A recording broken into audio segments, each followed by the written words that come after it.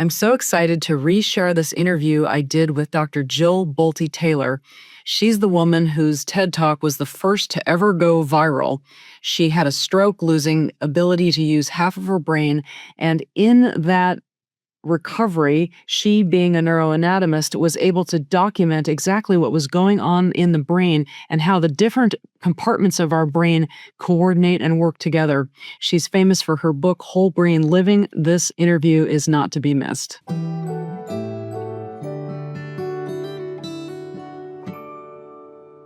Hi, everybody. Welcome to this episode of Next Level Healing. I am beyond excited at my guest today. We are joined today by Dr. Jill Bolte Taylor, a Harvard-trained and published neuroscientist. In 1996, you may know from her famous TED Talk, she experienced a severe hemorrhagic stroke in the left hemisphere of her brain, causing her to lose the ability to walk, talk, read, write, or even recall any of her life. Her memoir, My Stroke of Insight, documenting her experience with her stroke and the 8-year recovery, spent 63 weeks on the New York Times nonfiction bestseller list and is still routinely the #1 book in the category of stroke in the Amazon marketplace. In 2008, Dr. Jill gave the first TED Talk that ever went viral on the internet, which now has well over 29 million views. In 2008, Dr. Jill was chosen Time Magazine's one of the most 100 influential people in the world and was the premier guest on Oprah Winfrey's Soul Series webcast. Her new book, Whole Brain Living, The Anatomy of Choice, and the 4 characters that drive our life, is a #1 release on Amazon in the categories ranging from neuroscience and to nervous system diseases and stroke. And thank God it's available on Audible as well. And Dr. Jill reads it herself, which I love because I love hearing the essence of the author coming through. Welcome to Next Level Healing, Dr. Jill Bolte Taylor. Thank you. I am so happy to be with you. I think we resonate on a lot of different levels. So I know we're going to have a very interesting conversation. Well, I am jumping out of my skin because my delicious spot of being on the planet is helping people connect to their subconscious mind and make peace with all these things that were at war. And boy, did you just open up for me where anatomically those are existing in the brain. And I've had such a great time informing other people of your book and encouraging them to go get Whole Brain Living, to understand these characters, because we tend to blame and shame so much of ourselves for our own thoughts and reactions to our world. And I always tell people, look, it's not your fault. You weren't born with a manual to your brain. And these patterns that have been firing and wiring usually your whole life, they're just going on subconsciously and you just don't know it. So if you would just explain briefly for our audience, what happened to you and this state that you appeared in, because one of the delicious things that I love sharing with people is, hey, guess what you're like when you wipe out your left hemisphere? And they all look at me like, what? So I'm going to let you explore the punchline to that, because it's a real eye-opener when you realize, wow, without this, I am this. Right. Yes. Yeah. Beautiful. Thank you. So I'm a neuroanatomist by training, and my fascination has always been, how does our brain create our perception of reality? And that's because I have a brother diagnosed with schizophrenia, so our 2 perceptions of reality were very different, and it made no sense to me, even though we had the exact same experience. So I became fascinated with the brain, and I love cells, and I love dissection, and I love teaching about the beauty of cells in the body and all that. So I was teaching and performing research at Harvard Medical School, teaching gross anatomy, body anatomy, as well as neuroanatomy, the anatomy of the brain, when I woke up one day and this major hemorrhage began to trickle into my left hemisphere. And over the course of 4 hours, I got to watch through the eyes of a neuroscientist, a neuroanatomist, circuit by circuit go offline. And it was fascinating for me because that's what I was teaching. I mean, I have a visual map of the way different pieces of information get processed at the level of the brain. And I actually got to witness each of these circuits now swing swimming in a pool of blood and becoming non-functional. It took 4 hours for me to get help, and the TED Talk is the best place to go to get all the details of that experience. But to be able to witness everything I had learned in books, and I had studied the differences between the right hemisphere and the left hemisphere, but all that information is very circuit by circuit. It's very function by function. And what I lost was the character profile of my left thinking brain, which is rational and organized, and what we all think of as our conscious brain. Well, that part of my brain went offline, as did the left emotional tissue, which is all of the pain from my past and all my projection into the future. So the left hemisphere experiences this linearity across time. And me, the individual, there's actually a group of cells in there that define the boundaries of where I begin, where I end. It has language. It knows my name. It knows my likes and my dislikes. And when all that went offline, what I gained was not just an understanding of what's going on in the right hemisphere when it is untethered of this unconscious mind, as we would refer to this part of our brain, but I gained for me, it's what did I lose? I lost linearity across time. So I didn't have a past, I didn't have a future, but I didn't have a me either. I didn't have a Jill Bolte Taylor. She became non-existent. She died that day. And what was that feeling like? Oh, it was delightful. So because in the absence of boundary, there is all full expansiveness. And in the absence of me, the individual, I became a part of the consciousness of the collective whole. And to realize we're wired for this consciousness, it is the consciousness of our right hemisphere. So our unconscious or subconscious in the right hemisphere is the emotions of the present moment, the experiential action of the present moment, as well as this higher cognitive knowingness of the right thinking tissue of our right hemisphere. So it was delightful. And this, all fear goes away, because if you have to have these cells to generate fear. And when the cells that generate fear go offline, they go offline, just like the cells that define the boundaries of where I begin go offline. I'm now open and expansive.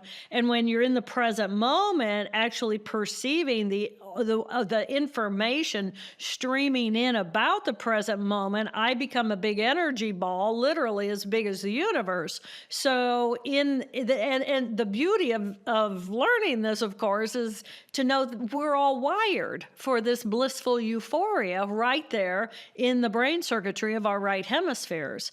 I'm so grateful to have you here describing this, because whether it's through prayer or meditation or fasting or an accident, we've interviewed a number of people who have had near-death experiences. This knowingness of being one with everything. Hey guys, studies are showing that 68% of people that watch podcasts regularly don't click the subscribe button. Do me a huge favor. If you like this content, click subscribe so other people know where to go for the cool stuff.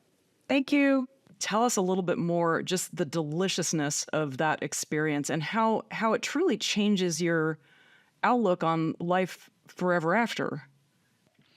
The two hemispheres value completely different things. If I am an individual and I have hierarchy, I have linearity, and then if you turn that vertical, it becomes hierarchy. And we function in a very hierarchical society. We have a president for government all the way down to the people and everybody in between. In our academic school system, we have the superintendent and the board of directors and everybody in between, all the way down to the children. And so we function in a value structure that is hierarchical, and we have me, the individual. And as soon as I, the individual, that group of cells comes online, then I'm the center of my universe. You're the center of your universe. What do you care about? You care about how things influence you and influence the people that you love. But when you get rid of me, the individual, then we become a part of the conscious of the collective whole, which means my value structure is about us as humanity, us as a species in relationship to this beautiful planet, and this interdependence, this interrelationship that is very real. And if that's the perception, then there's this incredible openness and acceptance of what is, because what is, and I'm not placing a judgment of right, wrong, good, bad. How does it relate to me? I want more. In the absence of that, there's just this living in the flow, really, because then everything is fluid. We are fluid, existing in the fluidity of an electromagnetic radiation of which we are in. It is in us. We're in this fluidity. And when you come into life as a human with that as your value structure, you make very different decisions than if you come into life as me, the individual, and where am I, what is mine, who is my tribe, what do we have in common, as opposed to my curiosity of allow me to go explore things that are not familiar, because there's the absence of fear. How long were you in that state of not having an identity, not knowing where you started and the rest of the world, where you stopped and the rest of the world started, and just being an awareness before you? What was it like? What was the time period? And I imagine time didn't exist for you in that state. Well, it was 8 years. 8 years. It was 8 years, yeah. It was 8 years before I would describe myself as a solid. I existed as a fluid. And, Oh my and now goodness. but that did not mean that circuits in the left hemisphere were not coming online, because they were skill sets. I mean, as far as I was concerned, I lost all these circuits, and the circuits are skill sets. But one of the skill sets is my ability to perceive that my skin begins and ends here, and this nose is of me, but these glasses are not of me. So I could learn those things, but my experience of myself in relationship to everything lasted for 8 years. And it was a sharp moment when I realized I was a solid, and that was when I decided I was completely recovered. So when you're living in that sort of bliss state of, I would call it ananda, but not knowing where you stop and the rest of the world starts, where do you get the motivation to succeed? Because if you're not an individual that has a goal that's worthy of going after, how did somebody who helped you walk through this process? Well, it's different to say, although I was not an individual, I still had motivation, and I still had impetus toward something. But my impetus toward was for humanity, not for me, the individual. So I wasn't regaining my abilities simply for me to rebuild the construct of my left hemisphere so I could be an individual and go back to being what I was, because that was actually the last thing that I wanted. I wanted to recover as little as possible for people in our society to view me enough like them that they would listen to what I had to share. And in our society, if we don't have language, we're pretty much on the sideline of our humanity. So I had to regain language. And my mother, Gigi Taylor, my mother, she reared me twice. This girl, she just brought me back, and she set me up for success. And she was a college level mathematician. She loved analytical geometry and calculus. And I mean, to her, that was delicious. And to me, it was like, I didn't even know what a 1 was for 4 years after the stroke. I mean, Wow. it was like, oh, so sorry, mama. But she set me up for success. But the goal for me was, if we as a society understood that we are wired for peace right there in our own right hemisphere, if we knew that and we trained ourselves to access that more often, then we would live more peaceful lives. We would project peace into the world, and the world would become a more peaceful place. So that was my motivation. So it wasn't that the motivation was gone. It was what was the point? of the motivation. And it wasn't about me, because the life I had before. I was, a golden girl, rising star at Harvard, and in the Harvard Medical School, doing what I was doing and my research and all that. And it was like, boom, that's gone. So that'll never come back. And I truly believed that that would never come back. But once I realized I could redo that, it was like, that's not my calling Yeah, anymore. explain, because again, we've had people on the show before. One, Karen Johnson, she was a federal judge, and then when her son ended up ODing, she left all that because she felt a much stronger calling. So please describe for us the experience of being at the top of your game, but not having the sense of satisfaction perhaps that you do now when you experience this shift in beingness and wanting to put that out to the world. And obviously the world is hungry for this, because otherwise there wouldn't be, more than 29 million views of your TED Talk. Yeah. Yeah. I don't know what it's like to be inside of another human, because I'm not there. I'm only inside of my humanness. And meaning and purpose stem from the right hemisphere. I can make all the money in the world. I can rise to the top of whatever I'm going to rise to the top of.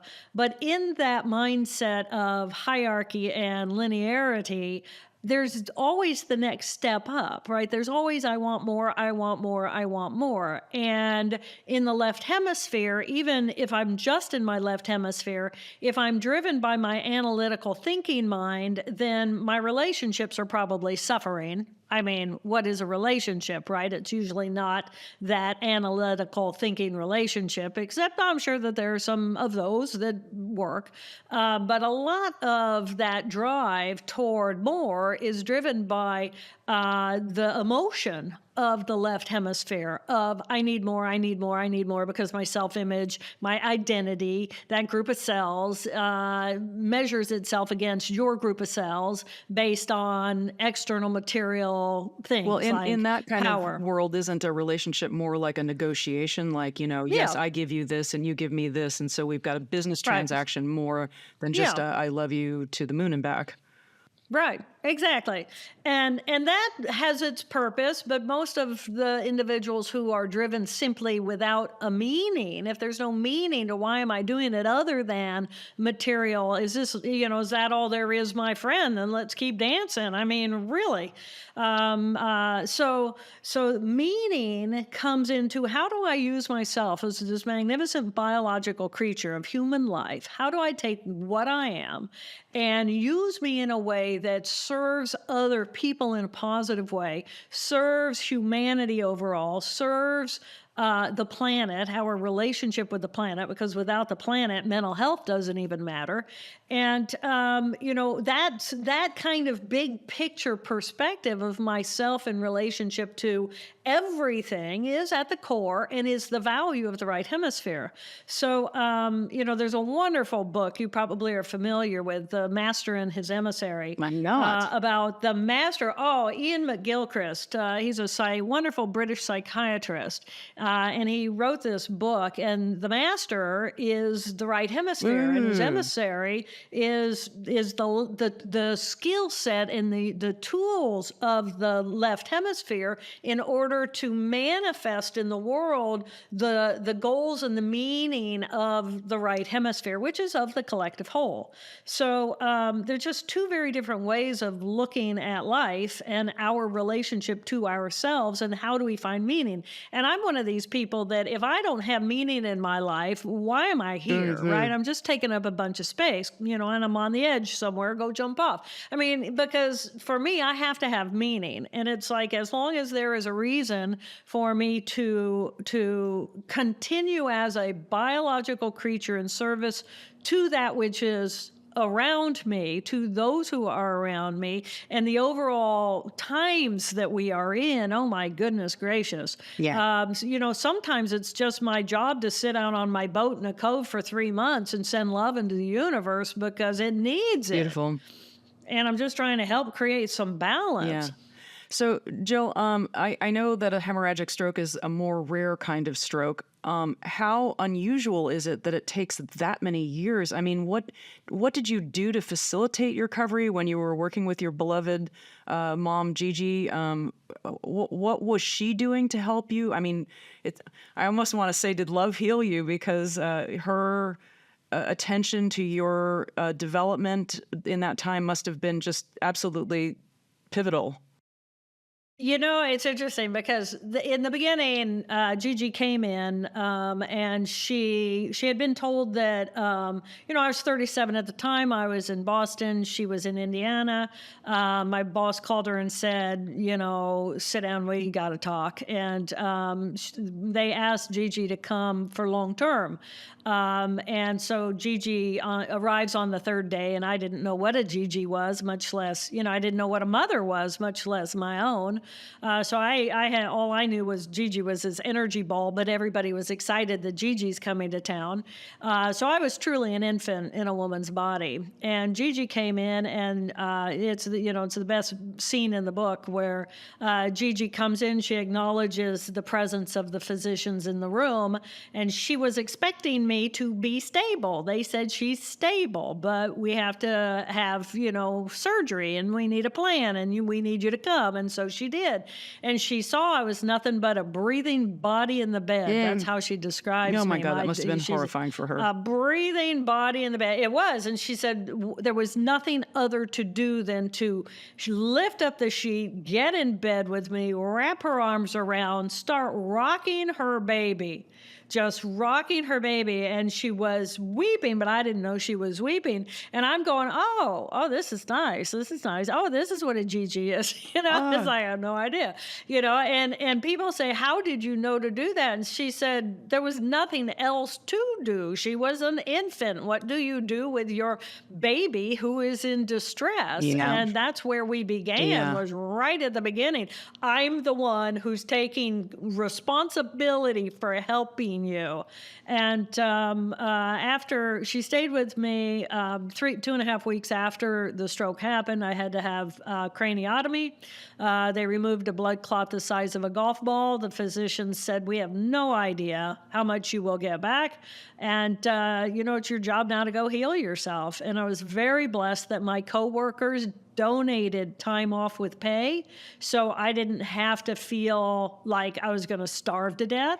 But did you even understand what a job was without the left hemisphere? All I understood was that I was all systems were devastated.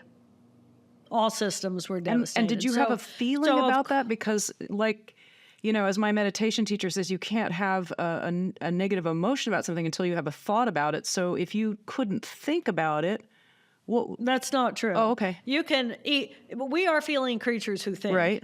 We are feeling creatures who think. All the information streaming in from the external world coming in through our cranial nerves and sensory systems goes directly into the limbic system. Right. Whether we have a thought about it or not. So you can feel fear and you can feel danger even though... Absolutely. Okay. Absolutely. And not know why. Right. I mean, I can be walking in a dark garage at night and see something, need to take the elevator up to my thing and see a warm body in there and just have an overall sense of knowingness of that's danger, don't go in there, without having the thought.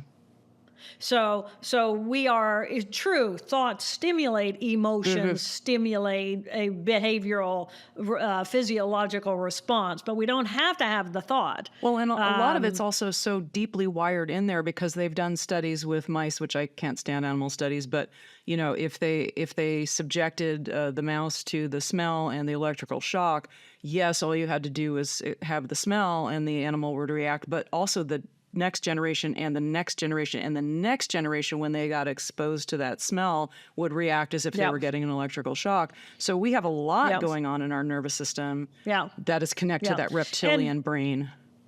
Yeah, and smell is different. Smell is the only sense that doesn't go through the thalamus. Mm. So the thalamus is like information comes in and it goes to the thalamus, and then the thalamus is going to figure out, okay, where's the next step?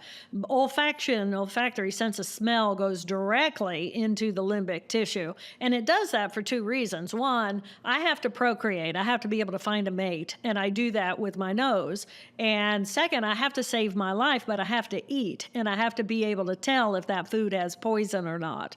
So smell is a little different than the others, but you don't have to have the thinking. I mean, if you look at other mammals that don't have the higher thinking cortex, they still have reactionary behavioral patterns that happen at the level of the limbic system. Now, the thinking tissue on top is designed to regulate and modulate what's going on below, and it's supposed to what's going on below in the limbic emotional is designed to inform what is going on in the tissue above. So they end up with this very intimate relationship, which is, as humans, we end up with these two very emotional different groups of cells doing very different things based on very different values, and then two thinking groups of cells that also have very different values based on the tissue below.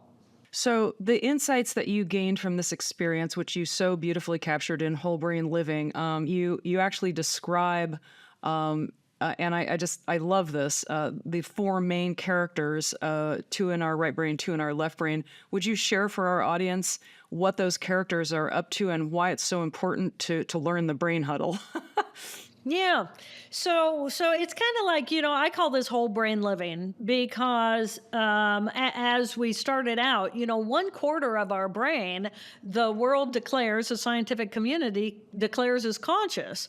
And then our emotional selves, and there happens to be emotion in the left hemisphere as well as in the right hemisphere. That's part of the unconscious or subconscious. And then the right thinking tissue, well, the whole right hemisphere is part of the subconscious because it doesn't use language. It communicates in biological, physiological response.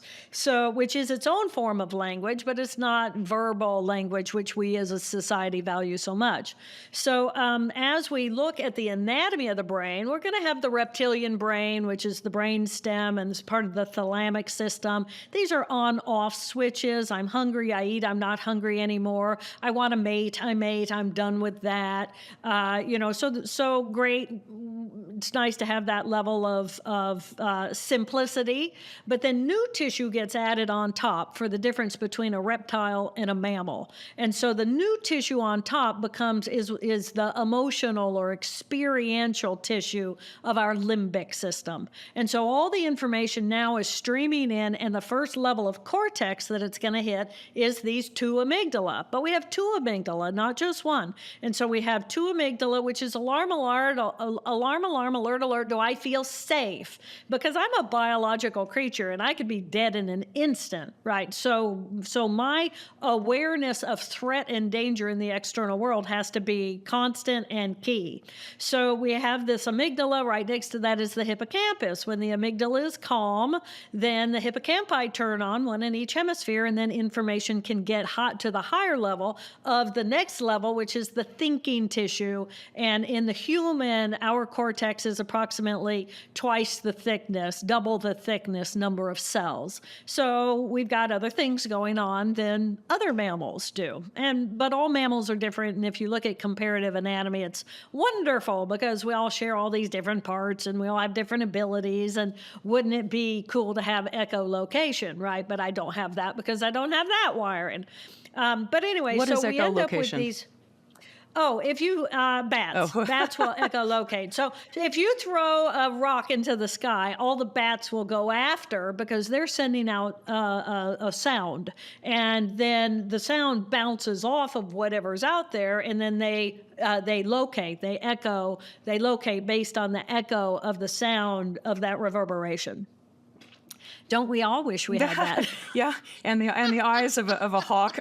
The older I get, I want to have those hawk eyes. Exactly. Read a newspaper 3 Exactly. football fields away.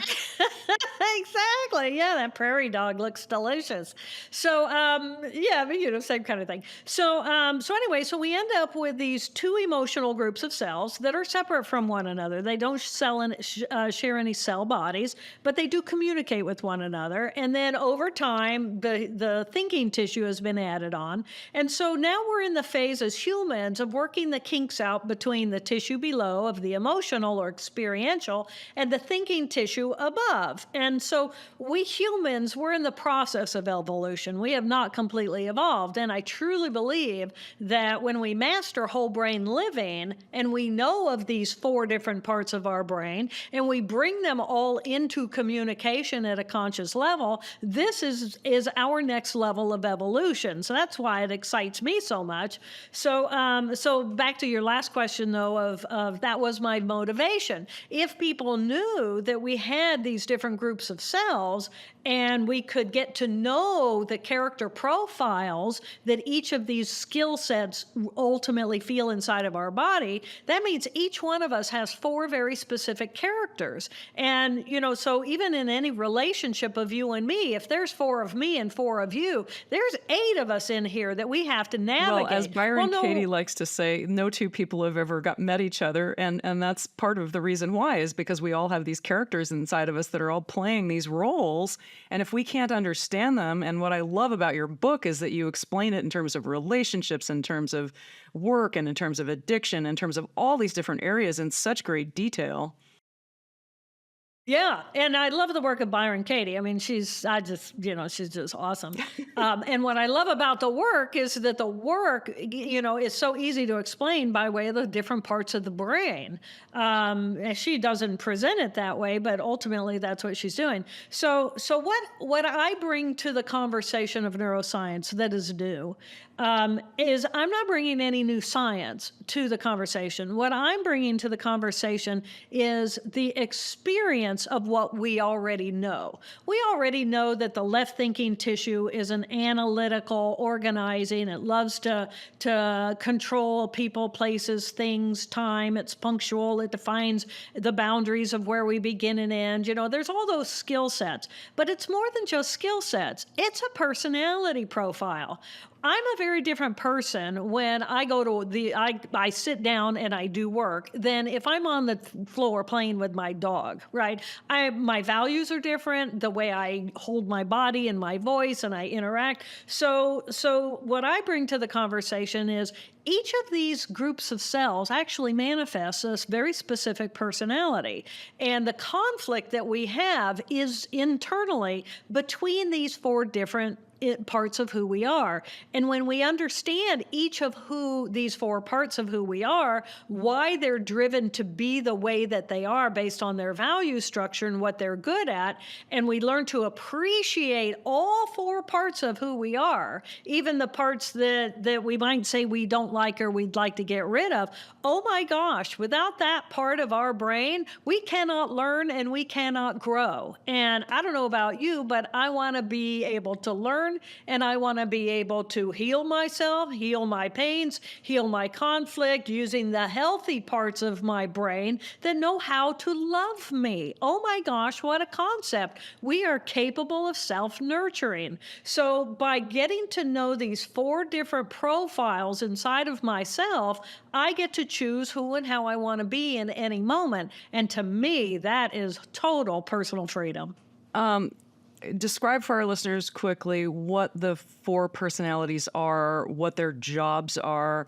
And then I love the way you describe it as like a sports team, because it's true. Different people on a team have different strengths, and you don't want to just kick off a member of the team for one reason or another. You want the team to come together all Right. to, head in the same direction.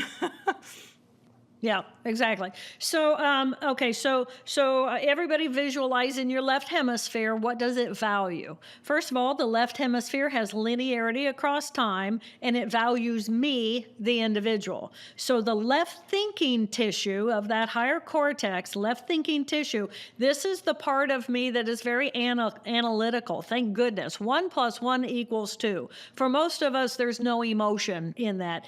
A is followed by B, is followed by I see. There's no emotion in there. It's simply data and the data processing. So it's And it's going to categories and judgment and concepts. concepts. It's going to define what is right, what is wrong, what is good, what is bad. It's going to try to take me and fit me into the social norm of the external world. Okay, that's the job. And thank goodness we have that, right? This part goes to work.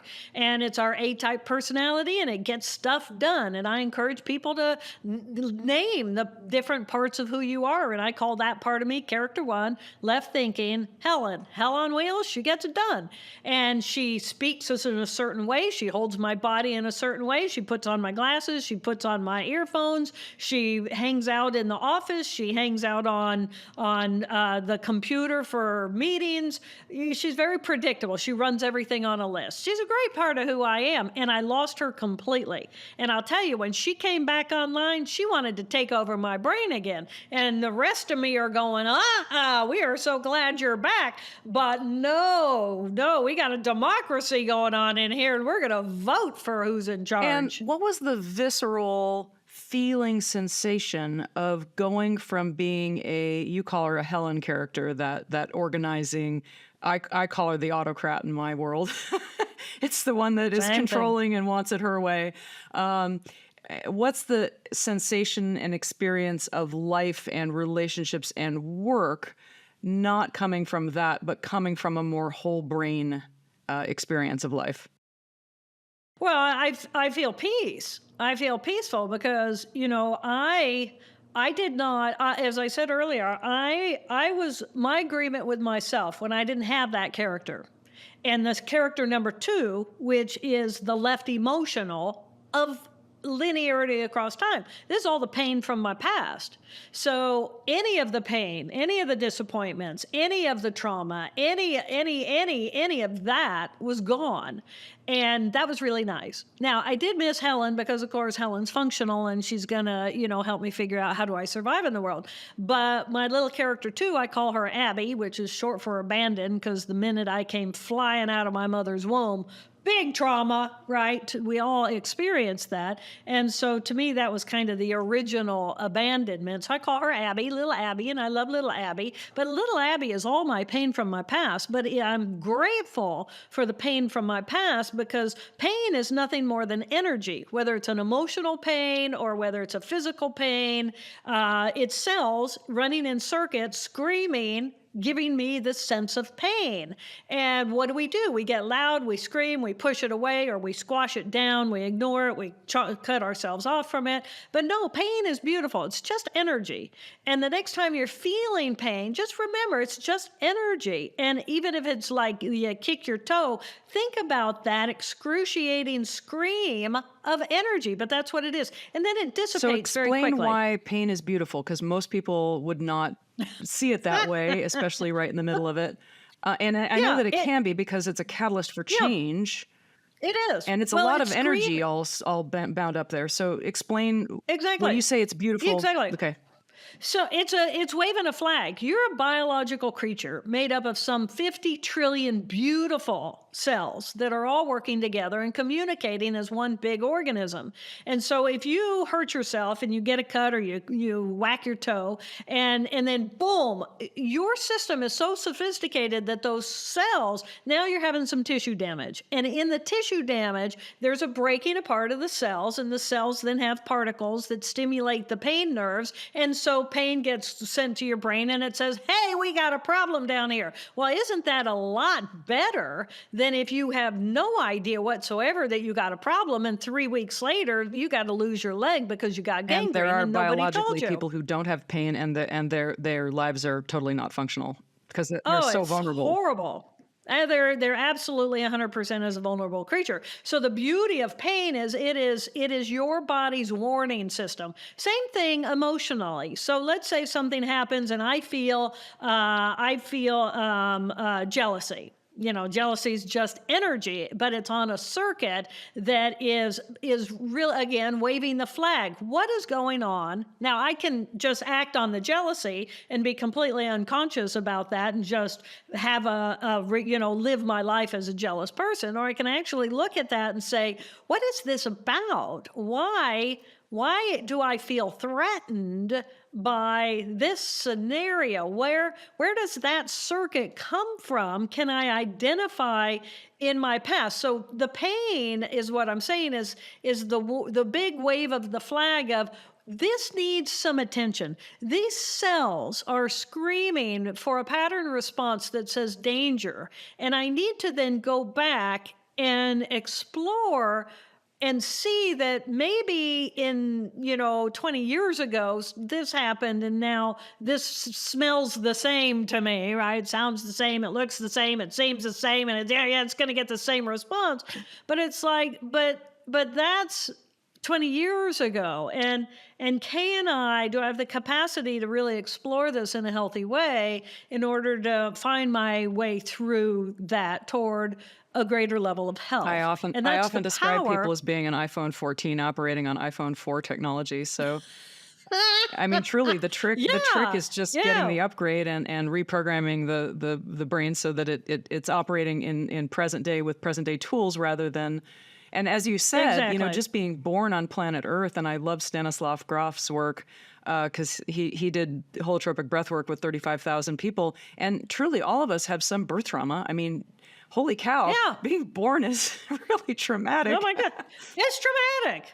Oh my God, it's huge. It's a massive So we all have a physiological little shift. Abby in our body somewhere going, We wait, do. life can be dangerous. And Right. so Right. you've got character number one, which is the Yep. categorization. Okay, I've got a schedule. I've Yep. got to be somewhere at a certain time. I've got to accomplish certain things. And then you've got little Abby, who's also in the left hemisphere, going, wait a minute, danger, danger. I sense, I feel, I experience something is going on. That alarm bells are going off. Yep. And then there we've got the whole blissful right side of your Yeah. brain. Well, what's that Right. going on there? So the limbic tissue then in the right hemisphere. First of all, right hemisphere is right here, right now, whether it's the emotional tissue or the thinking tissue that stems from that. So character 3, I call it character 3, is the right emotional tissue, which is experiential. It's all right here, right now, and it's not about me, the individual, because I exist over there in that other hemisphere.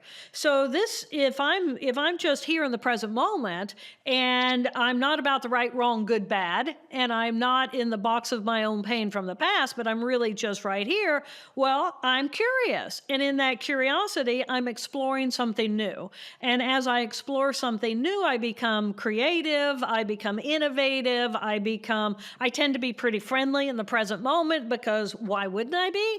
And so there's this innate joyfulness and also a childlike nature, not childish, which is kind of more that character 2, little Abby, when she's done get her way. But character 3 is just doesn't care what the way is. It's just there and happy. And it's kind of likes to be with others. So it's very, I've never used this verb, but it's kind of, or adverb, it's kind of millennial. It's collective. I was just going to And- say, you do and- this wonderful job of describing humanity in America over the years by what each generation was dealing with, Yeah. and which of these sections were firing and wiring the most for these people. And again, it's like a team that needs to Yeah. get along and understand who is bringing to the which element people are bringing to the table, because we are all of these things. We're all of it. Yeah, yeah. And so there's this really joyful, playful part of who we are that is designed. This is really where our genius is, because first of all, it has an impetus toward. It's an action. It's experiential. It's receiving and it's responding to the experience at an emotional, physiological level. So as I dive into the water in the present moment, it's the part that feels the pressure against my body. It feels the temperature. It feels wet, and in that there's this celebration of, oh my God, I'm alive, and it's exciting and it's interesting, and I want to share that with you, because let's go explore. Let's just blow time. Time is gone because it's off in the left hemisphere somewhere. So let's go get lost in the flow. Let's go do some art. Let's go get lost in the time of excitement, whatever it is we're doing, and whatever we're doing is good. Now, that's not to say that this part of ourselves has any consequences of behavior. it doesn't, right? Consequences of behavior is in that right, is in that left hemisphere. So, if you do something and it's kind of like, someone says, well, what were you thinking? And it's like, well, clearly I wasn't, it's like, well, okay, I get it. So, and then the right thinking tissue is not action toward or really stimulation of. In that collective consciousness is the stillness of knowing that I am this magnificent life force on this magnificent planet in this time, and what is, and I'm good with whatever is. And that means in this moment, an immense sense of gratitude that I'm alive, that you're alive, that we, oh my gosh, have all these tools. Helen has this language for me to use. Abby has these emotions for me to experience. That whole left hemisphere has me, the individual. Oh my gosh, I'm an individual. I'm not just a big energetic blob of 50 trillion cells like a bunch of amoebas floating in the ocean. Oh my gosh, I'm a human being. And there's just this awareness and awe, and it feels like love. And to me, that was the greatest gift of the stroke. Was I lost characters 1 and 2, boom, they were totally offline.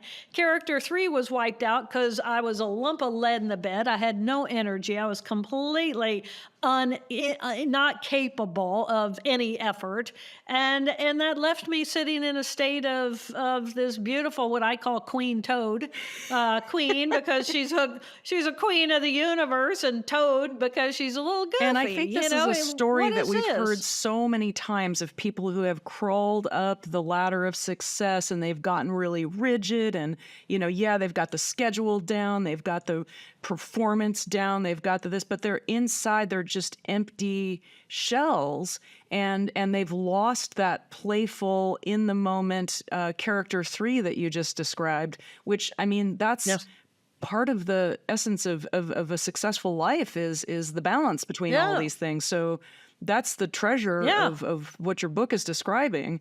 So continue with the rest of the right brain and what's going on with 3 and 4 there. So here we have these, and just in conjunction with what you said, if you've got this really strong character 1, character 2, which views the other parts of who you are or the other parts of others who are around you with contempt or disrespect, then you might want to check out your own little character 2 and see what's actually going on. What happened along the way that caused you to shut down your playful, joyful. And if your character 1 thinks your character 3 is doing nothing but wasting time, then you're not going to gain the benefits. And the physiological system of our stress is character 1 and character 2. And it is in that judgment of right, wrong, good, bad, and pushing the calendar and pushing the clock and just push. But the biological creature is not a machine that you plug into the wall, you turn it on, and you leave it on forever. The biological creature requires a push and a pause. It's cycle. There's this wonderful push. There's this wonderful cartoon of people coming to people who lived primitively and bringing them a computer and saying, "Here, we bring you technology," and then the next screen is, "We'll be back next year with antidepressants." Exactly. The biological system is not designed, first of all, to function with minimal sleep. So let's just touch on that, because when you ask me how did my mother set me up for success? That's what my mother did. My mother believed, as an educated person and as the mother of a person with schizophrenia, and as my mother, the mother of, she called me her Harvard doctor daughter, all brain. Brain was a big subject in our daily conversation. And my mother believed that my brain knew better than any person outside of my brain, what it needed in order to recover. So she set me up, and she followed my natural rhythm. And my natural rhythm meant 12 hours of sleep. And if I wanted to sleep for 12 hours, she let me sleep for 12 hours. And then when I woke up, she was there to tend to me. She took me to the bathroom. She gave me food. I eventually, after a few weeks, shifted to a 6-hour cycle. And so during those those any moments that I was awake and alert, we went to school. I mean, she had to teach me what a color was. She had to teach me how to see color because my brain couldn't identify and differentiate color anymore. So sleep to me is a critical time because it's when, I mean, if you push, push, push, push, push, your little cells, and your little cells are little creatures, and they eat and they create waste. They're pooping. And when you sleep, the garbage cleaners come in and clean up the waste. Yeah, it's the glymphatic system. We've known about the lymphatic system forever, but the glymphatic system has to get rid of a 1/4 ounce of toxic material every night. And if you don't get that sleep, you aren't getting rid of that toxin. Yeah, if your blood sugar is going like this all the time, it's really hard to feel good. That's a really nice way of putting it. But yeah, no, it is. And if it's going like this, then you're balancing, you're bringing in the caffeine to counter when your sugar's low, and it's not about caffeine at all. It's about your sugar. And when your sugar A1C really starts cranking up there, then it's just so harmful on the nerves. Oh, yeah. I mean, you feel anxiety. I mean, biology, we're just a biological entity. So everything we're bringing in is going to have an influence. So anyway, so we end up with these 4 characters, the Helen, the analytical, the Abby, the pain from the past and projection into the future. I call her Pigpen, my little character 3, playful, joyful, curious.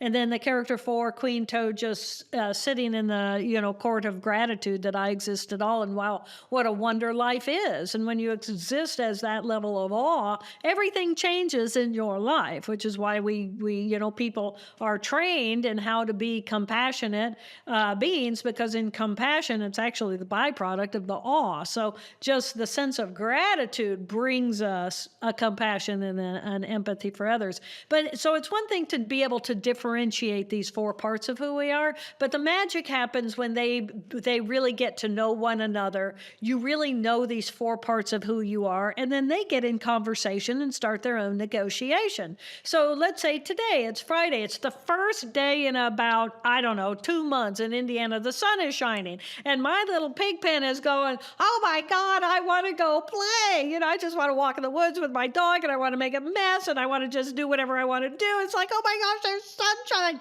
And Helen's over here going, Jill, you have 2 podcast conversations you have to have today. So what we're going to do is we're going to work in the office before, and then we're going to come down and we're going to do our work, and then you can have the whole evening, but it's this very realistic conversation. And because Pigpen knows she's going to get her time, and it's not like, okay, I'm going to work and I'm going to work and I'm going to work and I'm going to work and the sun's going to set. I don't get any of that because we have a negotiation, right? We have an agreement. And so every moment becomes this conversation. So you want me to run through the brain huddle real quick? Yes, please. I was just actually thinking about that. And Yeah. yes, I mean, it feels so good when you can actually make friends with the members of the Oh my team, gosh. appreciate their roles, and then all Yeah. of a sudden the experience of life is completely different.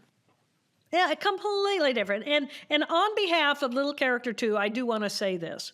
We exist as biological creatures in the present moment. I mean, really, stop and think about it. This is where we are. This is where we live. The mere concept that there are cells inside of our little character 2 portion of our brain that has the capacity to bring information about the present moment and step out of the consciousness of the present moment. Well, if bliss and euphoria is right here, right now, in the present moment, and little character 2 is willing to step out of the present moment to look at our past experience, to see if there's any reason for alarm alert, danger, threat, potential. I mean, look at what it gives up in order for us to have that wisdom. So there's this in-depth wisdom of our past experience because of that little character 2 pain. So that's how I bring love to that part of who I am, because so many people say, how on earth do I love my little Abby? And it's because that little Abby protects you moment by moment and has sacrificed her own joy in order for you to be able to be safe. She's self-preservation.